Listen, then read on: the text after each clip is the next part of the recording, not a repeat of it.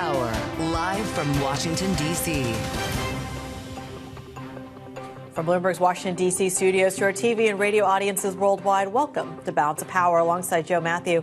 I'm Kriti Gupta. Tonight, the president heads back to the United States with a tech deal in tow.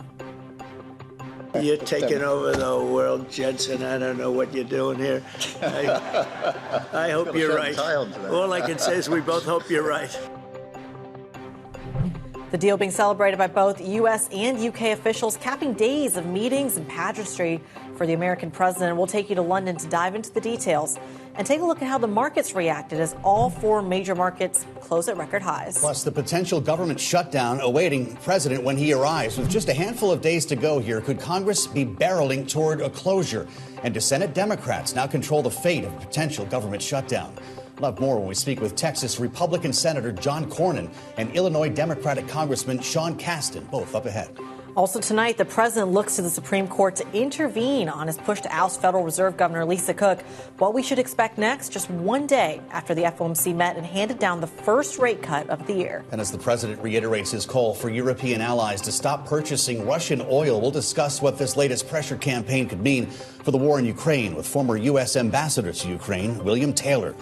But we do begin this evening with the president's tech deal. On his final day in the UK, signing a tech agreement with British Prime Minister Keir Starmer as NVIDIA invests $5 billion into Intel. The president taking a bit of a victory lap over the U.S. economy during a bilateral news conference earlier today.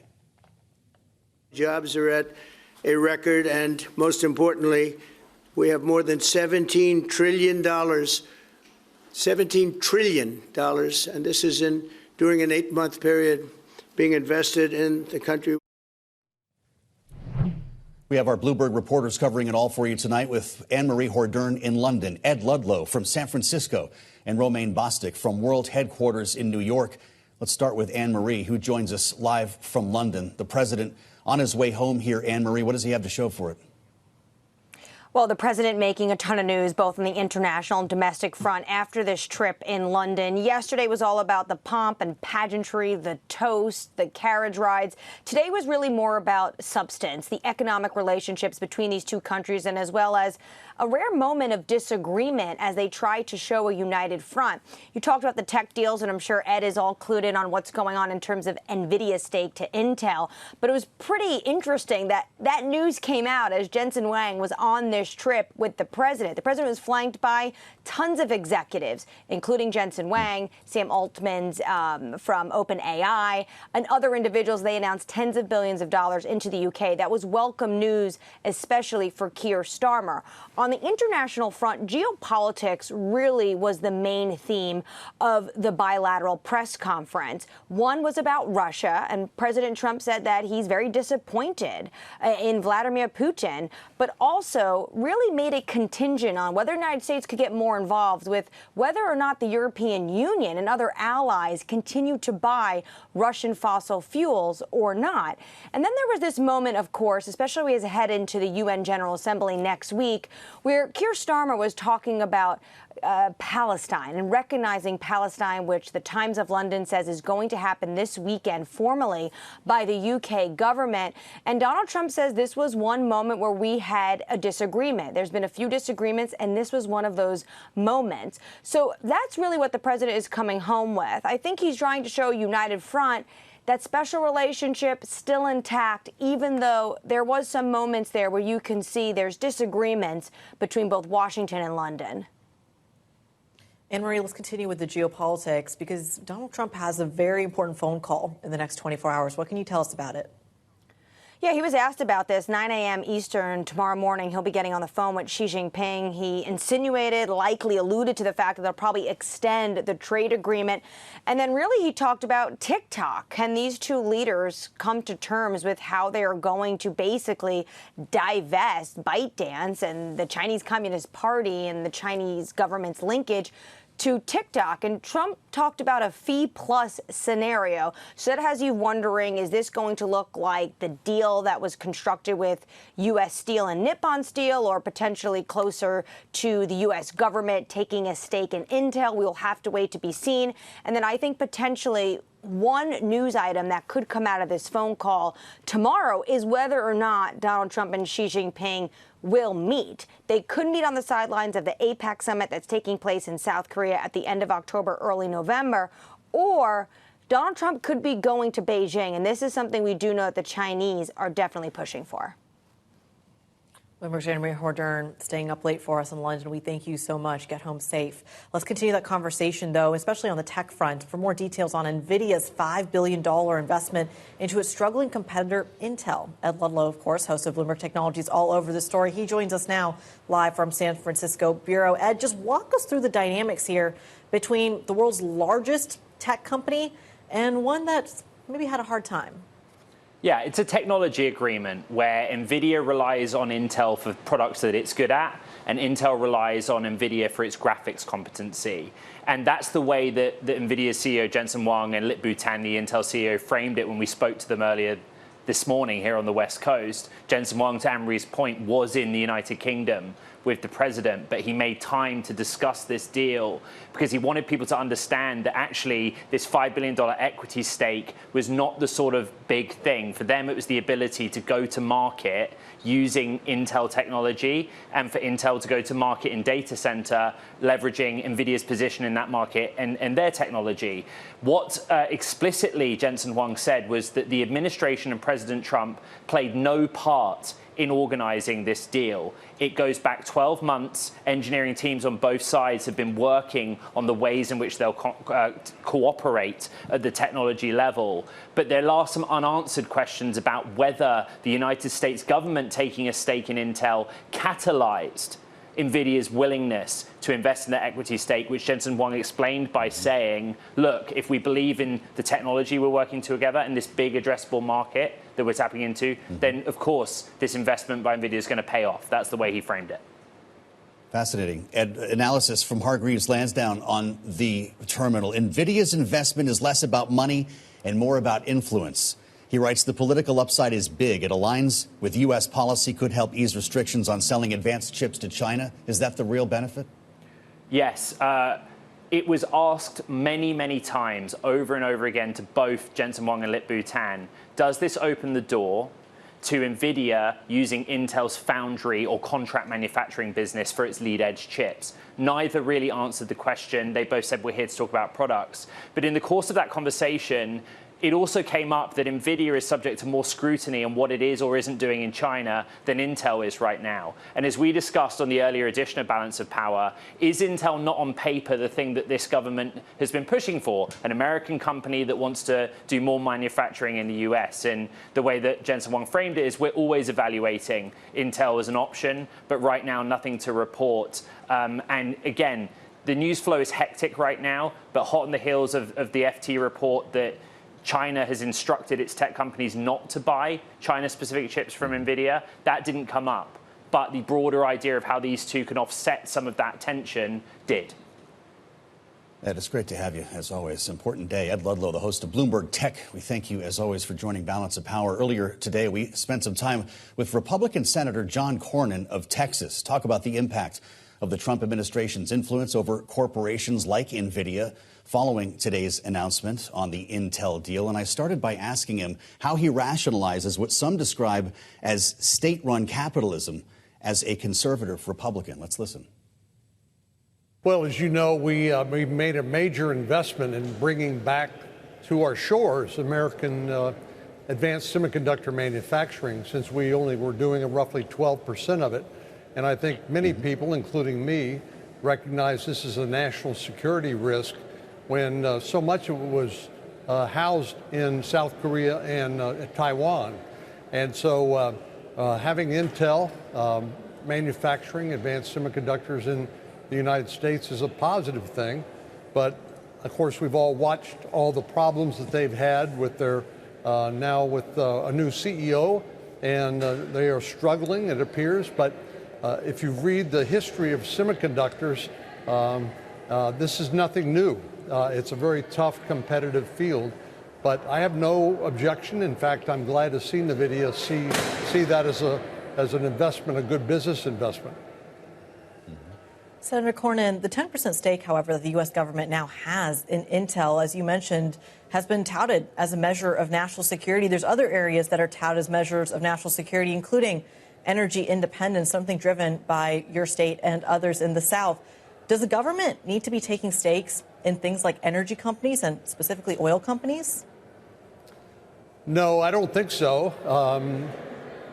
Unfortunately, we do find ourselves vulnerable to the supply chains on things like critical minerals and rare earth elements, since China processes 90% of those and uses that as leverage against us.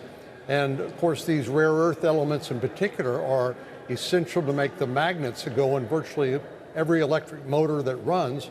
And they really have us at a tremendous disadvantage. And we just, I think, have not anticipated this in, among other things, but it's emblematic of the strategy, long-term strategy China has had to make the United States dependent on them for exports, and demonstrates that they have a full across-the-board strategy to try to undermine American investment and to maintain that virtual monopoly. So this is a pretty worrisome situation, but I would say in the energy sector, we are doing very well. We just need some of the regulators to take their boot off the neck of some of the businesses here in this country, and they will flourish. Senator Cornyn, I'd love to ask you what's happening in terms of government funding. We're, of course, staring down a September 30th deadline. Can you confirm that the Senate is leaving today? That's what we're hearing at Bloomberg, as opposed to staying around town for the weekend to maybe hammer out a deal or get a vote on a CR. What's the latest on this? Well, of course, the deadline isn't until the end of the month, so we still have a little more than a week. But the fact of the matter is, right now, Democrats are making a demand which is completely unreasonable. They want us to deal with something more than keeping the lights on, keeping the government open, which is what a continuing resolution is, as you know, until November the 20th. Sure. And they want to use this as leverage, a potential government shutdown as leverage to extract trillions of dollars of additional spending in terms of health care subsidies. We're happy to have that conversation, but not right now. Understood. Are you heading home tonight then? Will you come back next week? Has Senator Thune given you directions on that front? I think that's still up in the air. First thing we need to do this afternoon is confirm about 45 nominees to cabinet, sub-cabinet positions that the Democrats have been holding hostage. But I know those discussions continue, but no resolution yet. I know you need to run, Senator, but you've seen this movie a couple of times. What's your gut tell you? Are we going to shut down at the end of the month? You know, it's a lot of unnecessary drama. And yes, I have seen this movie before, and it's embarrassing, frankly, because the government and the Congress ought to be able to figure out how to keep the lights on, how to keep government funded. But unfortunately, things have become so polarized and so partisan that it's hard to get some consensus on something as simple as that. You don't sound that confident. Well, I don't expect to shut down, but right now the demands that are being made, I think, are unrealistic, and we're simply not going to go there. Republican Senator John Cornyn of Texas joining the program earlier today. Coming up next, we'll get fresh reaction from across the aisle when Democratic Congressman Sean Casten of Illinois joins us live from Capitol Hill. And later this hour, President Trump says that Russian President Putin has really let him down. We'll discuss what that means for the ongoing war in Ukraine with William Taylor, former U.S. ambassador to Ukraine, all coming up on Balance of Power right here on Bloomberg Television and Radio.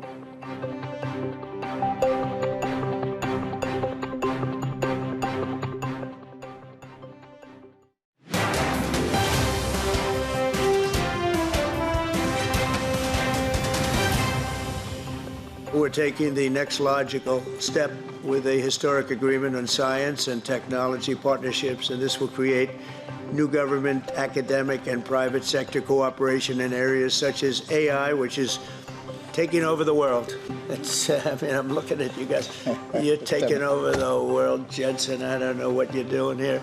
I hope you're right. All I can say is we both hope you're right. This is Balance of Power on Bloomberg Television and Radio. I'm Kriti Gupta alongside Joe Matthew here in Washington.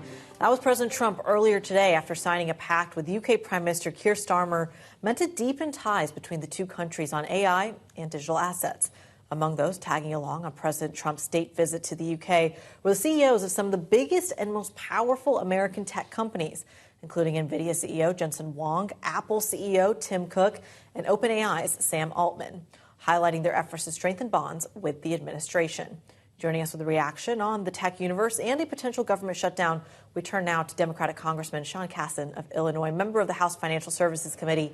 He joins us live from Capitol Hill. Congressman, thank you so much for your time this evening. A pleasure to have you.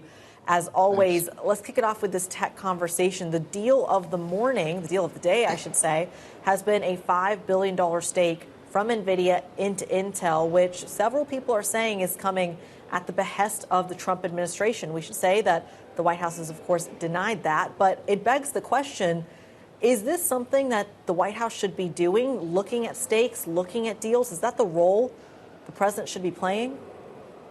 Whether or not this is a smart investment for NVIDIA is up to NVIDIA's shareholders. The fact that we have to have this conversation, I think, highlights the problem.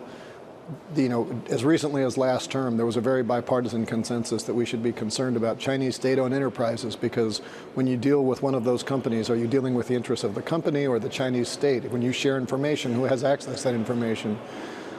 When the government made the decision to buy this 10% stake in Intel, it immediately created a state-owned enterprise where you have to ask, did NVIDIA make this investment at the White House's behest? If they didn't, did they make it with the attempt to curry favor, because essentially they just shored up the investment that the government made? This just creates a huge mess of problems that didn't have to be there when we conflate the church and state, if you will. Our private sector is robust and attractive because it is separate. This makes it weaker. So where are we here, Congressman? You serve on the House Financial Services Committee. You're also on the Subcommittee on Capital Markets, Subcommittee on Financial Institutions, Task Force on Monetary Policy. How do we frame this sphere of political influence? I've asked this question of a couple of folks recently. Is President Trump the chairman of America's board? As someone who spent 20 years in the private sector, 16 as a CEO, I think we make a category error when we refer to the president, to the government, as something that should be run like a company is. A company can choose to opt out of risks it doesn't want to cover.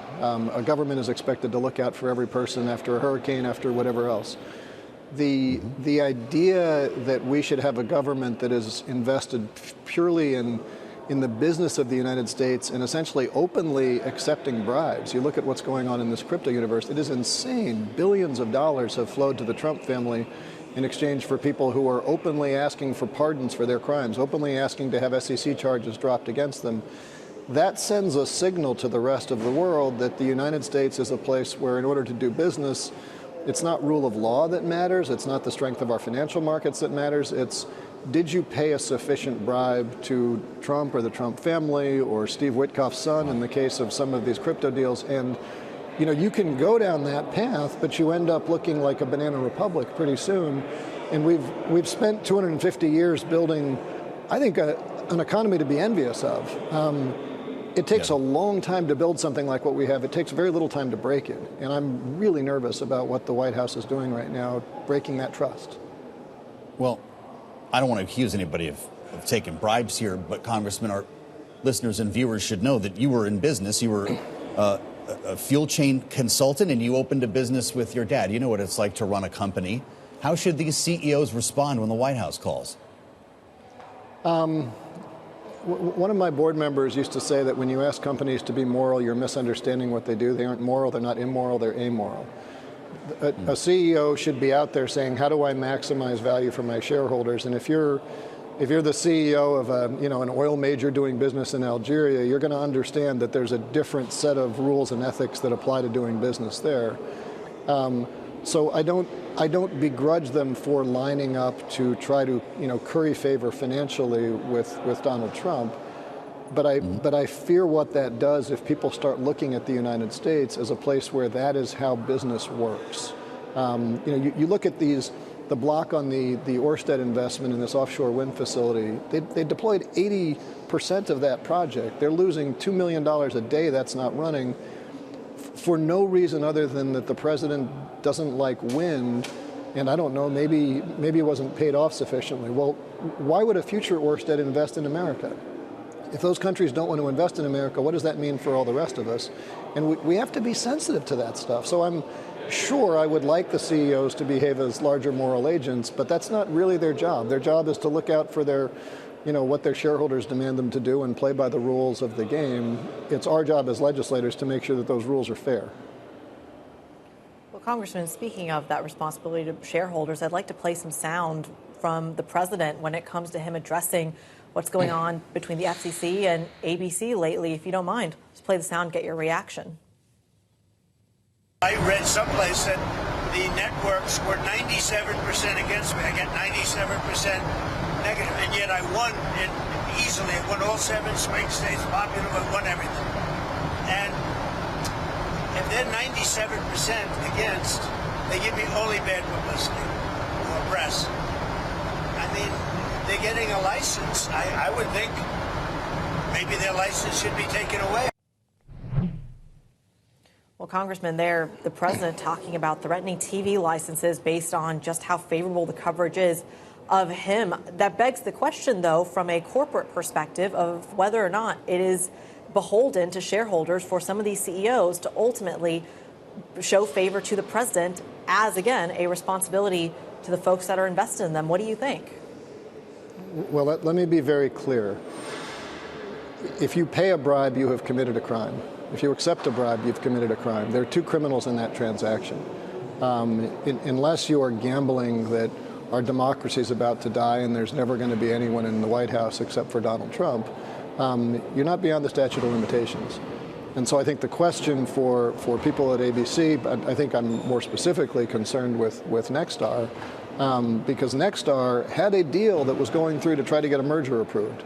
Brendan Carr said very clearly, we can either do this the easy way or we can do this the hard way. There was a very implicit threat that the head of the FCC issued just moments before Nexstar said, okay, we're not going to run Jimmy Kimmel under the networks, and then ABC pulled it back. That reeks of a quid pro quo. And a Department of Justice that was committed to asking, to making sure that bribes don't happen, would be issuing subpoenas right now. Now, it's hard because that's a political situation, but it's tied to the Ørsted investment in this wind farm. It's tied to what we were just talking about with NVIDIA and Intel. Do you believe that we are governed by a common set of laws, or do you believe that it's just sort of a bully culture? And a bully culture where the President of the United States has this amazingly fragile ego where apparently he keeps track of how many mean things a comedian said about him on television. I mean, how many of you or your viewers know what percentage of times comedians said something that you didn't like? This is an insane level of narcissism that focuses on that. But think about what other world leaders do. When Vladimir Putin comes down to meet with the president, he knows that all you have to do is say, you're very strong, you're very attractive, you're very smart, and all of a sudden you get what he wants. That's Congressman, a really I've only got 30 position. seconds, and I hate to interrupt you. Is the government going to shut down if Obamacare subsidies are not extended? I am not optimistic. I hope that it doesn't. I think if there's an offer that we know leaves the government running and not hurting the American people, it'll stay open. The offer so far, that offer's not yet on the table. It's good to have you back with us, Democratic Congressman Sean Casten of Illinois. We thank you. I'm Joe Matthew alongside Kriti Gupta in Washington. This is Bloomberg.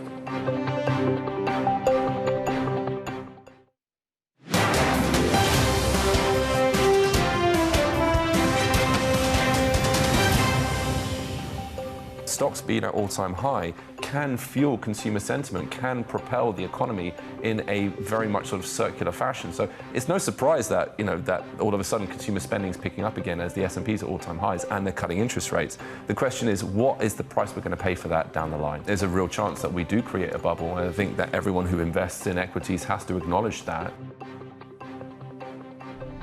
It's Balance of Power on Bloomberg TV and radio alongside Kriti Gupta.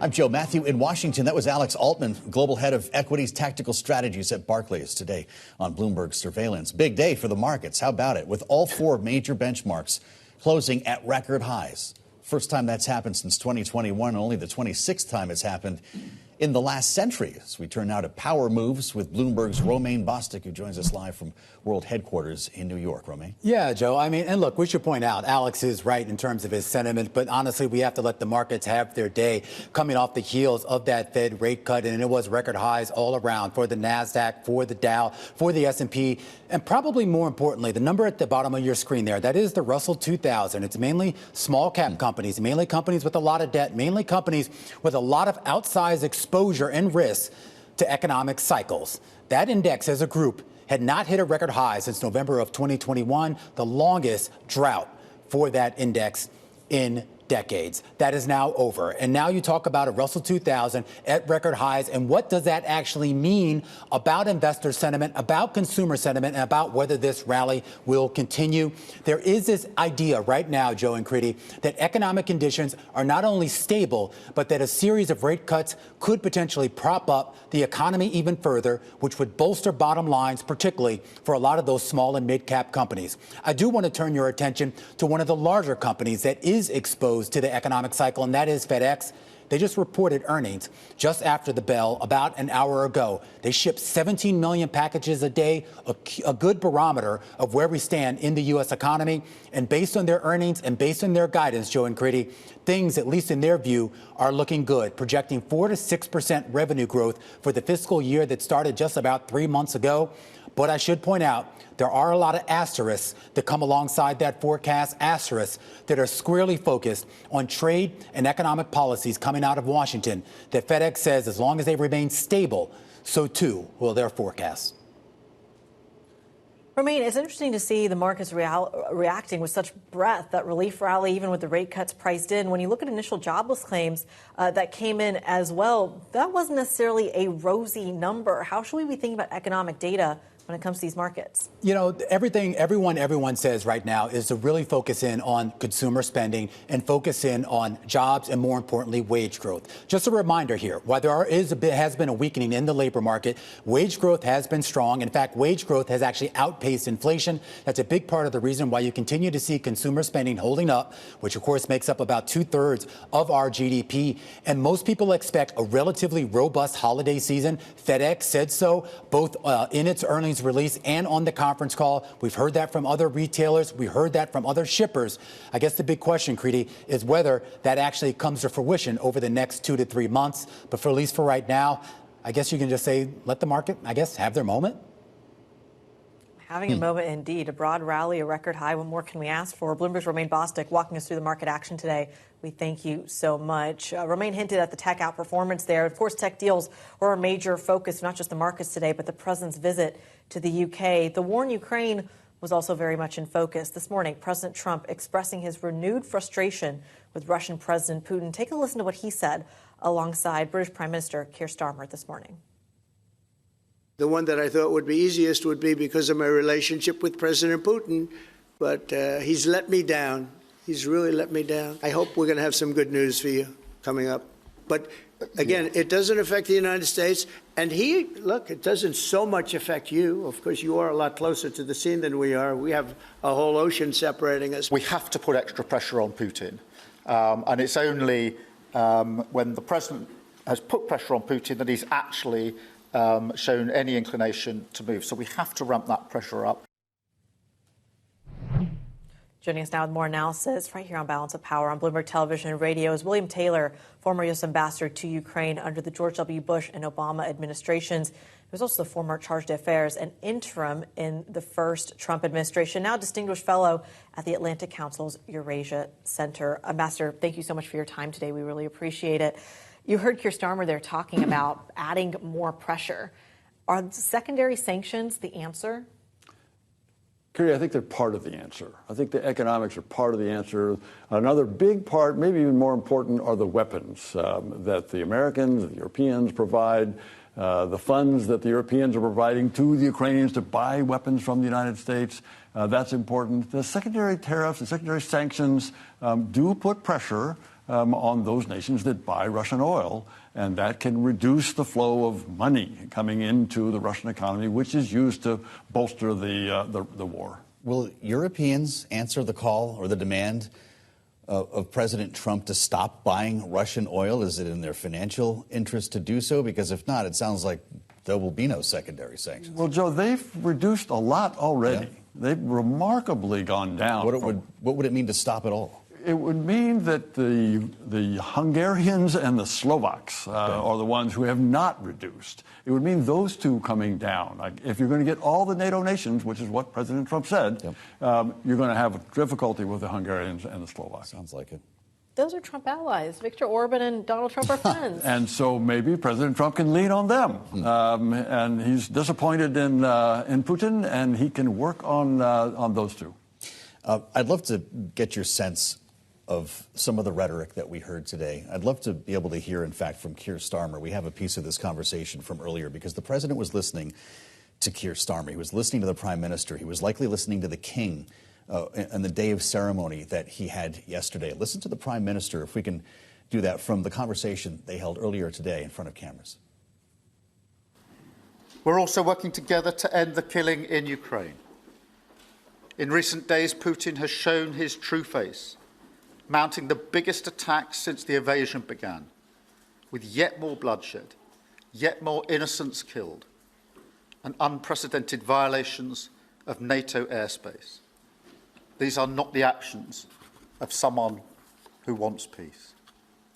So we've discussed today how we can build our defences further, support Ukraine, and decisively increase the pressure on Putin. The president stood side by side with the prime minister, agreed with all of this, questioned the motivations of Vladimir Putin, and certainly didn't disagree when the prime minister suggested the need to continue supplying Ukraine with the weapons and material it needs. Is Donald Trump now on the side of Ukraine? I hope so, Joe. I hope he is. Ukraine is on our side. We're on their side. They're defending Europe and they're defending the United States. They're defending themselves. So we ought to be supporting them. And it does sound like President Trump has figured out that Putin is not there. Putin is the problem. Putin is the one standing in as an obstacle to what President Trump has said for a long time, since the campaign. He's going to stop the killing. He's been saying he's going to stop the killing, and Putin's the problem. Well, today he said it might not be the right time to push for a ceasefire. Donald Trump said that in his press conference. When would the right time be? It's interesting, Kitty, that we're talking about a ceasefire. It might be that the Russians will never agree to a ceasefire, in which case the Ukrainians are going to continue to push. They're going to continue to defend themselves. And we should be supporting the Ukrainians as they do that. We need to give them the capability. We need to put pressure, keep putting pressure on the Russians. Even if they don't agree to a ceasefire, we need to keep pressure on them, because once the Russians figure out they can't win, that's when they look for a way out. So why do we continue to wait? Why the delay on munitions? Why the delay on secondary sanctions? Vladimir Putin just sent drones into Poland, Ambassador. We've got an Article 4 incursion. What beyond that would it take? There's no reason to wait. You're absolutely right, Joe. There's no reason to wait. We should be doing all of what you said, both on the military side, on the weapons side, on the sanction side. The Russians are pushing. They're probing this incursion into Poland, and then another one 2 days later into Romania. Is it because President Trump wants normalized economic relations at some point? President Trump has said that may come, but after they solve this war, after they get a resolution, after they stop the killing, then they can talk about these economic benefits. You talk about more aid, more weapons. We saw that for about 2 years after the invasion of the war. We saw Americans, the United States, help with that security assistance. Did it do enough? I mean, is there an upper limit of just how much we can supply for it to be effective? In answer to your question, Krita, I don't think we did enough. We could do more. We could have done more.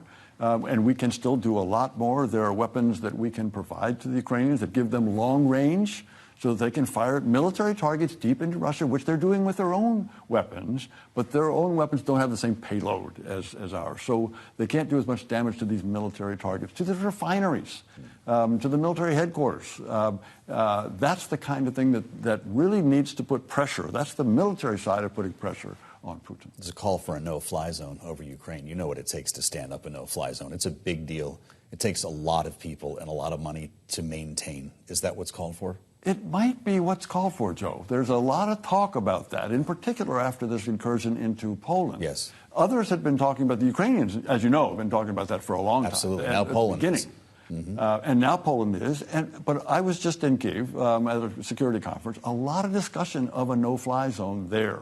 I think it's a possibility. You were in Kyiv for 2 weeks, as I understand. How much of that time did you spend in bombing shelters, hearing air raid sirens? I heard a lot of air raid sirens. Your reporter mentioned the largest attack since the beginning of the war was while I was there. And yes, there are people. The Ukrainians do this every night. Yeah. The Ukrainians do this every night. They've been going 1,300 days. And so every night they're in the bomb shelters. Imagine the impact of Donald Trump paying a visit to Kyiv. That's what he should do. That would demonstrate to Putin that he can't win. That's something we'll keep in mind. We'll call you when it happens. William Taylor is the former U.S. ambassador to Ukraine, now distinguished fellow with the Atlantic Council's Eurasia Center. Ambassador, thank you so much for the insights. Coming up, the FTC in multiple states sue Live Nation and its subsidiary Ticketmaster over ticket resales. We'll have details for you. Plus, Democratic lawmakers are calling for the FCC chair now to resign following his pressure on ABC to preempt Jimmy Kimmel. We'll get into it with our political panel next on Balance of Power on Bloomberg TV and radio.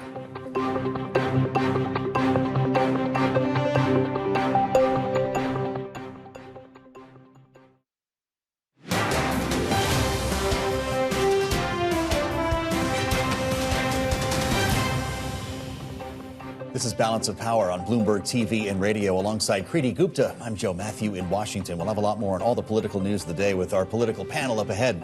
But first, some of the stories we're watching in today's Power Brief. The president is now asking the Supreme Court to intervene in his quest to remove Federal Reserve Governor Lisa Cook as the legal battle over Cook plays out in the courts.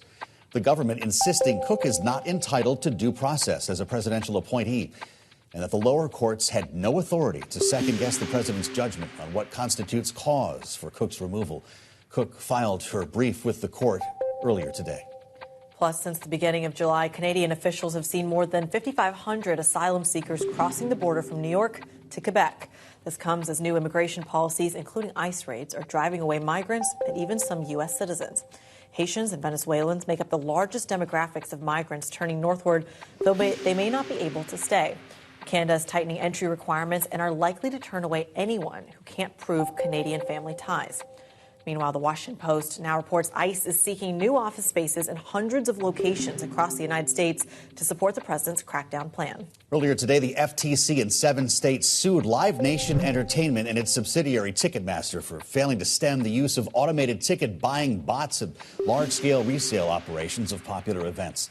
The Consumer Protection Agency claiming that the platform systematically ignored ticket brokers who bypassed its limits because it is able to triple dip on resales by charging fees to the buyer and the seller for each additional transaction.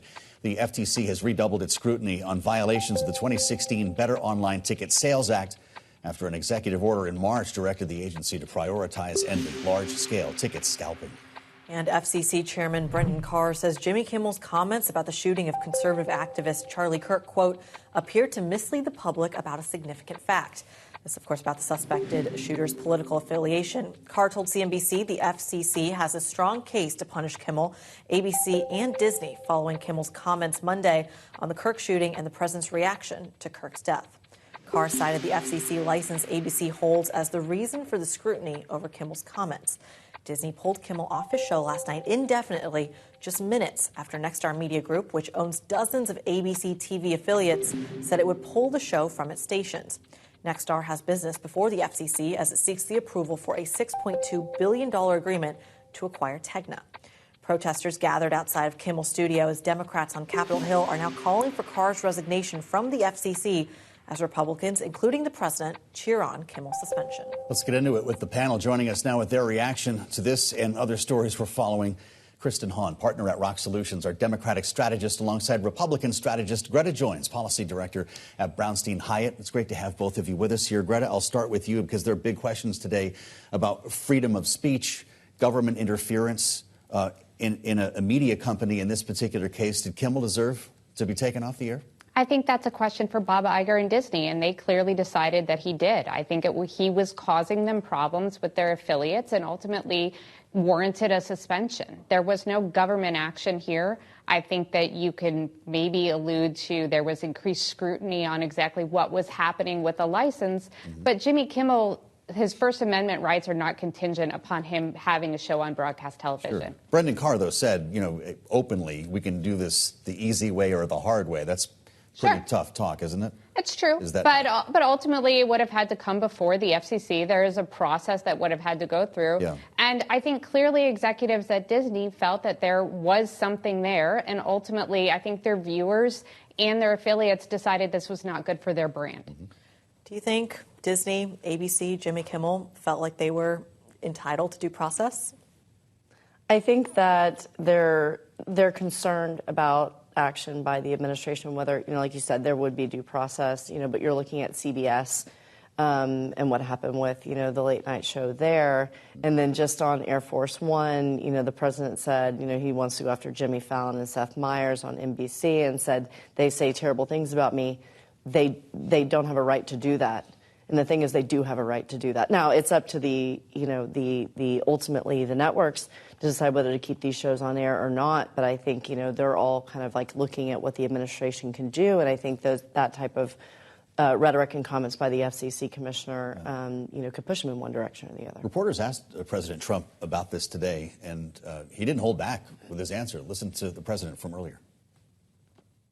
I read someplace that the networks were 97% against me. I get 97% negative, and yet I won it easily. I won all 7 swing states, popular, but won everything.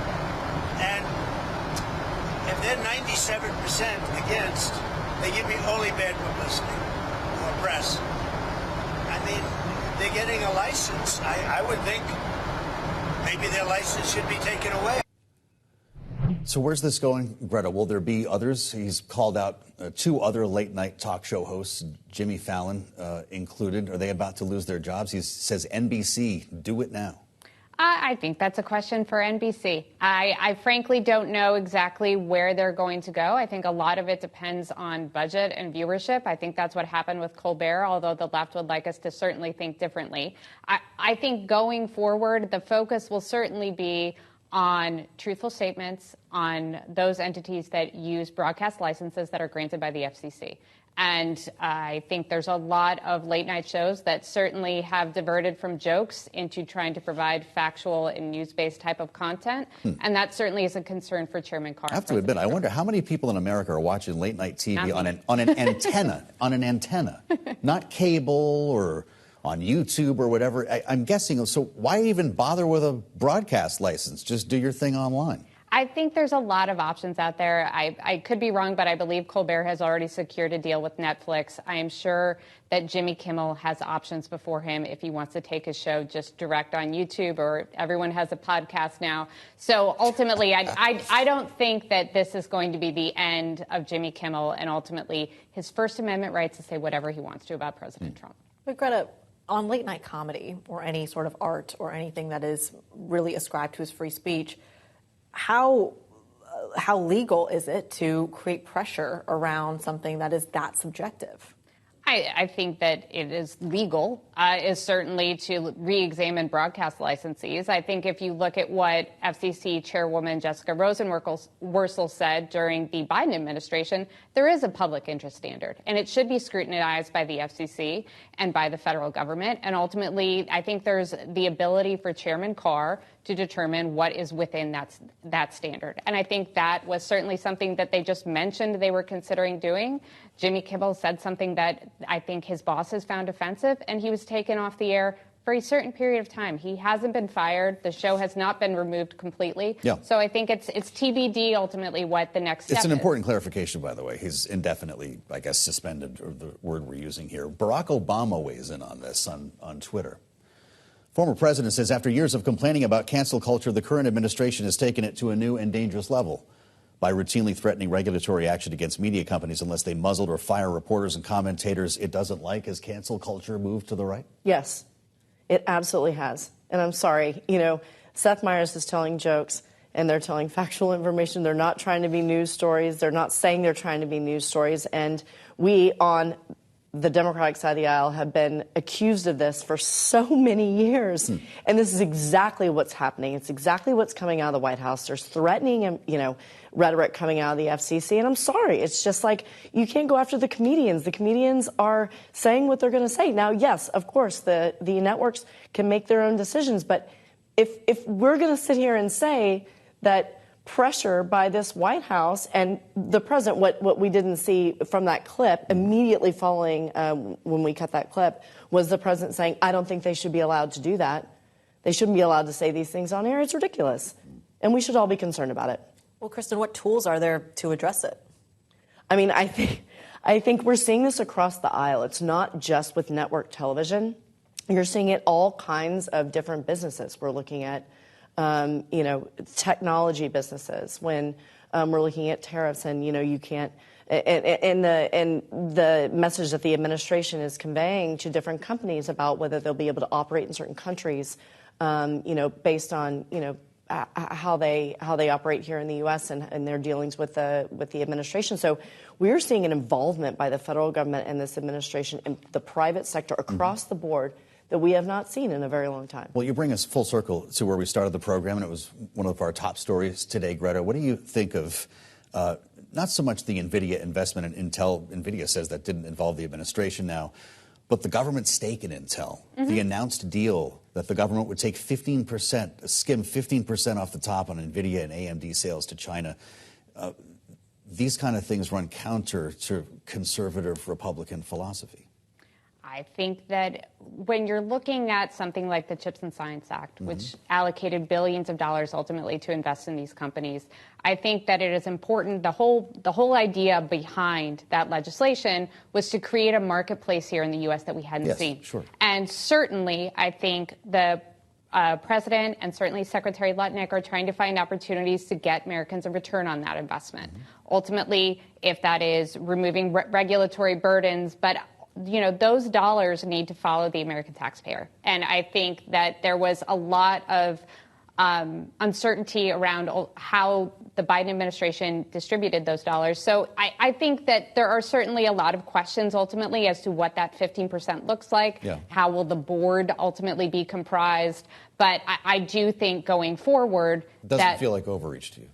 I think the devil's in the details, but ultimately I feel pretty confident that Intel's success, if it benefits Americans, will ultimately be beneficial to Intel as well.